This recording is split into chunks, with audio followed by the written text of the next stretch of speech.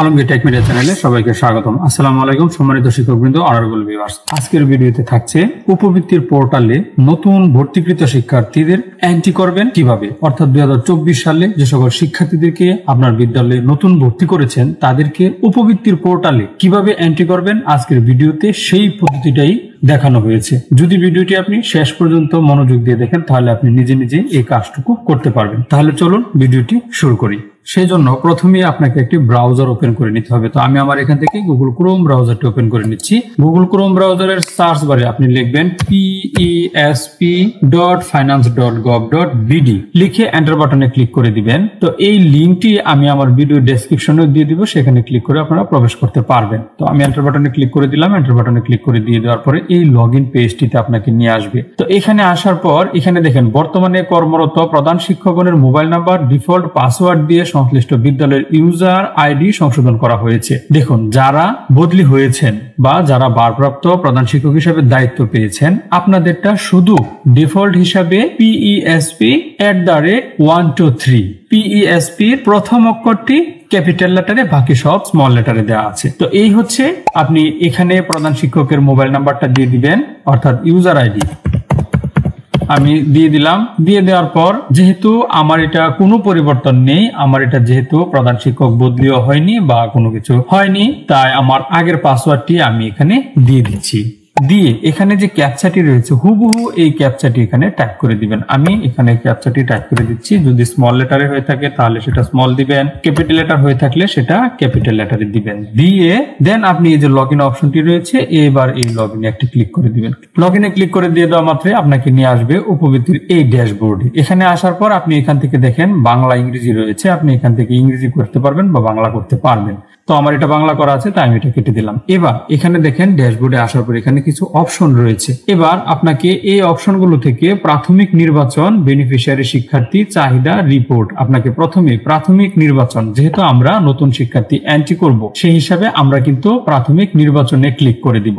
প্রাথমিক নির্বাচনে ক্লিক করে দিলাম। দিয়ে দেওয়ার পরে অনেকগুলো অপশন এখানে যুক্ত হয়ে গেছে। এবার দেখেন নতুন শিক্ষার্থী এন্ট্রি, শিক্ষার্থীর তথ্য আপডেট, শিক্ষার্থীর প্রাথমিক তালিকা, ক্লাস্টারের তালিকা জমাদান, শিক্ষার্থী ট্রান্সফার করণ, শিক্ষার্থী ট্রান্সফার গ্রহণ স্ববিদ্যালয়ে। ঠিক আছে। তো এখান থেকে যেহেতু আমরা নতুন শিক্ষার্থী এন্ট্রি করব তাই আমরা এখন নতুন শিক্ষার্থী এন্ট্রি এখানে ক্লিক করে দিব। বাকি অপশনগুলো নিয়েও ভিডিও আসবে, আশা করছি চ্যানেলটি সাবস্ক্রাইব করে পাশে থাকা বেল বাটনটি অন করে রাখবেন। তো আমরা নতুন শিক্ষার্থী এন্ট্রি করব, এখানে ক্লিক করে দিলাম। এখানে ক্লিক করে দিয়ে দেওয়ার পর আমাকে নিয়ে আসবে এই পেজটিতে। এখানে আসার পর এখন দেখেন এখানে শিক্ষাবর্ষ 2024 আর এখানে অর্থ বছর কিন্তু 23-24। তো এখন শিক্ষার্থীর ব্যক্তিগত তথ্য অর্থাৎ জন্ম, সনদের নাম্বার, জন্ম তারিখ, তারপরে শিক্ষার্থীর নাম বাংলা এবং ইংরেজিতে। শিক্ষার্থীর নাম লিখতে হবে না আপনাকে, আপনি শুধু এখানে শিক্ষার্থীর জন্ম সনদ নাম্বারটি দিয়ে দিবেন। আমি আমার শিক্ষার্থীর জন্ম সনদ নাম্বারটি এখানে দিয়ে দিচ্ছি। এখন আমি আমার শিক্ষার্থীর এখানে জন্ম সনদ নাম্বার এবং জন্ম তারিখ দিয়ে খুঁজুন অপশনে ক্লিক করার পর শিক্ষার্থীর নাম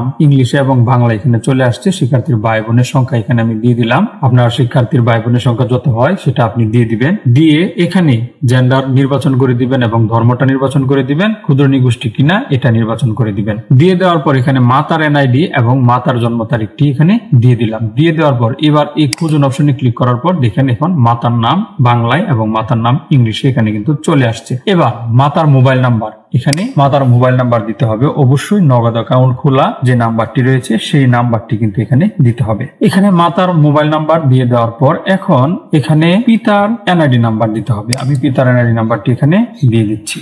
এখন এখানে পিতার এনআইডি নাম্বার এবং পিতার জন্ম তারিখ দিয়ে দেওয়ার পর এবার খুঁজুন অপশন রয়েছে, এই খুঁজুন অপশনে ক্লিক করে দিব। খুঁজুন অপশনে ক্লিক করে দিয়ে দেওয়া মাত্রই এখানে পিতার নাম বাংলায় এবং পিতার নাম ইংরেজিতে এই যে চলে আসছে। এখন এখানে পিতার মোবাইল নাম্বার দিতে হবে আমাকে। পিতার মোবাইল নাম্বার দিয়ে দিচ্ছি। যদি পিতার মোবাইল নাম্বার না থাকে, মাতার মোবাইল নাম্বার থাকে, তাহলে মাতার মোবাইল নাম্বারটি আপনি এখানে দিয়ে দিবেন। এখন আমি পিতার মোবাইল নাম্বার এখানে দিয়ে দিলাম। এখন চলে আসবো নিচে বর্তমান ঠিকানায়। বর্তমান ঠিকানার অপশনে দেখেন বিভাগ, জেলা, উপজেলা দেওয়া রয়েছে। এবার আমরা এখান থেকে ইউনিয়ন নির্বাচন করে নিব বা পৌরসভা বা সিটি কর্পোরেশন এখান থেকে নির্বাচন করে নিব। আমি আমার শিক্ষার্থীর ইউনিয়ন যেটা আমি সেটা এখন এখান থেকে দিয়ে দিব। আমি আমার শিক্ষার্থীর ইউনিয়ন দিয়ে দিলাম। এবার পোস্ট কোড এখানে দিয়ে দিব, পোস্ট কোড দিয়ে দিলাম। গ্রামটা এখান থেকে নির্বাচন করে নিতে হবে এবং এখানে লিখে দিতে হবে, অবশ্যই ইউনিকোডে লিখতে হবে, তাই আমি এখান থেকে এটাকে বাংলা করে নিলাম। বাংলা করে নিয়ে এখানে এবার লিখে দিব, গ্রামের নাম লিখে দিলাম। এবার দেখেন বর্তমান ঠিকানা এবং স্থায়ী ঠিকানা যদি একই হয়ে থাকে শুধু এই যে এখানে একটি টিক মার্ক করে দিবেন, বাকি সবগুলো এখান থেকে এখানে নিয়ে নিবে।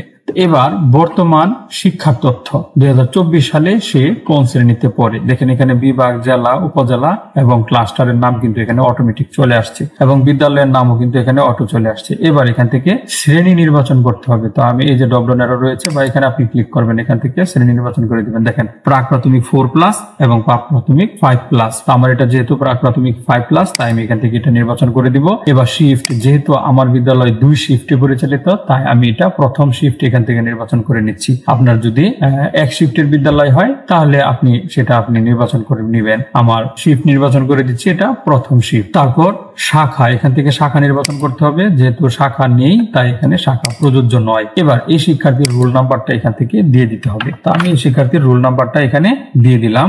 দেখেন ওই সময় যে ইউনিকোড করেছিলাম, এখন কিন্তু এখানে আর আপনি ইউনিকোডে লিখতে পারবেন না, এটাকে আবার আপনাকে ইংরেজি করে নিতে হবে। তো আমি এটাকে ইংরেজি করে নিলাম এবং রোল নাম্বারটা এখানে লিখে দিলাম। এবার দেখেন এখানে অভিভাবকের তথ্য, এই যে দেখেন মাতা কিন্তু এখানে চলে আসছে এবং অভিভাবকের এনআইডি চলে আসছে মায়ের, তারপরে জন্ম তারিখ চলে আসছে, তারপরে তার নাম ইংলিশে চলে আসছে, মাতার মোবাইল নাম্বারও কিন্তু এখানে অটোমেটিক চলে আসছে।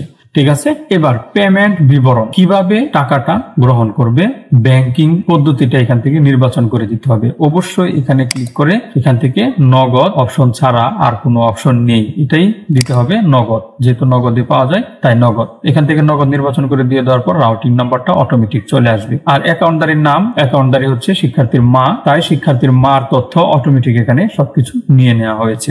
এবার আপনি নিচে চলে আসবেন সংরক্ষণ অপশনে, এই যে সব এখান থেকে দেখে নেবেন সবকিছু ঠিক আছে কিনা। সবকিছু যদি ঠিক থাকে তাহলে এবার যে সংরক্ষণ করুন অপশনটি রয়েছে, আপনি এই সংরক্ষণ করুনে ক্লিক করে দিবেন। সংরক্ষণ করুনে ক্লিক করে দিয়ে দেওয়ার পর এটা সংরক্ষণ হয়ে যাবে। এই যে দেখেন রেকর্ড সাকসেসফুলি সেভ, এটা কিন্তু সংরক্ষণ হয়ে গেছে। এখন আপনি পরবর্তীতে আরো যত শিক্ষার্থী আছে সবগুলো শিক্ষার্থী ঠিক একই পদ্ধতিতে সবগুলো অপশন ফিল আপ করবেন। ফিল আপ করে একবারে নিচে এসে এই সংরক্ষণ অপশনে ক্লিক করে দিবেন। এখন এই শিক্ষার্থীদের আমি এন্ট্রি করলাম, এখন এই শিক্ষার্থীকে আমি কোথায় পাবো? এই শিক্ষার্থীকে পাওয়ার জন্য এই যে ক্লাস্টারে তালিকা জমা দান, আপনি এখানে ক্লিক করবেন। এখানে ক্লিক করার পর দেখতে পাবেন এই যে দেখেন আমি কিন্তু এখন যে শিক্ষার্থীটাকে এন্ট্রি করেছি, এই যে তানবীর, আপনি তো এন্ট্রি করার পর এই শিক্ষার্থী কিন্তু আপনাকে ক্লাস্টারে পাঠাতে হবে। তো ক্লাস্টারে পাঠানোর জন্য আপনি সকল শিক্ষার্থীর কাজ শেষ করে নেবেন। শেষ করে নেওয়ার পর এখানে সবগুলো শিক্ষার্থী শো করবে। শো করার পর শুধু এখানে একটি টিক মার্ক দিয়ে দিবেন, দিয়ে দিলে সবগুলো সিলেক্ট হয়ে যাবে। সিলেক্ট হওয়ার পর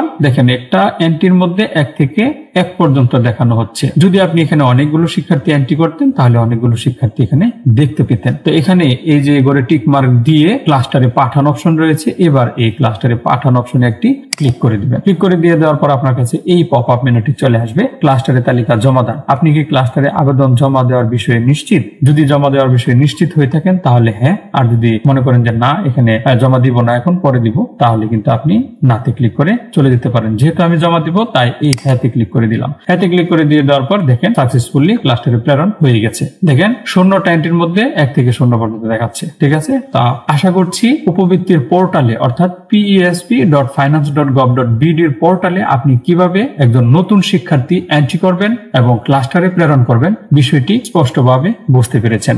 এখান থেকে সকল কাজ শেষ হয়ে যাওয়ার পর অবশ্যই লগ আউট হয়ে বের হয়ে যাবেন। তো লগ আউট হওয়ার জন্য এই যে আইকনটি রয়েছে, এই আইকনটির উপর একটি ক্লিক করবেন। ক্লিক করার পর এই যে লগ আউট অপশন রয়েছে, এখন এই লগ আউটে একটি ক্লিক করে দিবেন। ক্লিক করে দিয়ে দেওয়ার পর আপনি লগ আউট হয়ে যাবেন। তো ভিডিওটি কেমন লাগলো কমেন্টসে অবশ্যই জানাবেন এবং পরবর্তীতে কোন ভিডিও আপনি প্রত্যাশা করছেন সেটাও কমেন্টসে লিখে দিবেন। ভিডিওটি শেয়ার করে অন্যকে দেখার সুযোগ করে দিবেন। চ্যানেলটি সাবস্ক্রাইব করে পাশে থাকা বেল বাটনটি অন করে রাখবেন। যদি অলরেডি সাবস্ক্রাইব করে থাকেন তাহলে অসংখ্য ধন্যবাদ। ভালো থাকুন, সুস্থ থাকুন এবং নিরাপদে থাকুন। ধন্যবাদ সবাইকে।